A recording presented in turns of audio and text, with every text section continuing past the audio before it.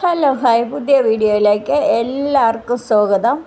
ഇന്ന് ഞാനിവിടെ ഉണ്ടാക്കാൻ പോകുന്നത് അവൽ വടയാണ്. അപ്പോൾ ഞാൻ കുറച്ച് അവലെടുത്ത് കുറച്ച് വെള്ളത്തിലോട്ടിട്ട് ഒന്ന് കഴുകി റെഡിയാക്കി പിഴിഞ്ഞ് വെച്ചിട്ടുണ്ട്. ഇനി നമുക്ക് അതിലോട്ട് ഒരു 4 സ്പൂണ് റവ ഇട്ട് കൊടുത്തിട്ടുണ്ട്, 4 സ്പൂൺ അരിപ്പൊടി ഇട്ട് കൊടുത്തിട്ടുണ്ട്,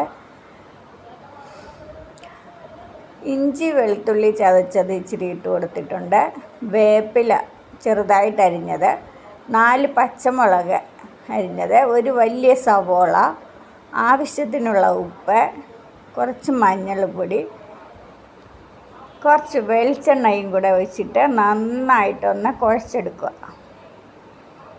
കുഴച്ചെടുത്തതിന് ശേഷം ഇതുപോലെ വട പോലെ ശരിയാക്കി വെച്ചിട്ടുണ്ട്. ഇനി നമുക്ക് ഒരു പാത്രം അടുപ്പത്തോട്ട് വെച്ച് എണ്ണ ഒഴിച്ച് അതിലോട്ട് ഇതെല്ലാം പെറുക്കിയിട്ട് വറുത്തെടുക്കാം.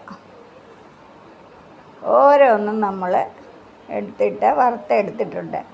കണ്ടോ, പെട്ടെന്ന് തന്നെ നമ്മൾ ചായ വെക്കുന്ന ആ സമയം കൊണ്ട് നമുക്കിതുണ്ടാക്കിയെടുക്കാം.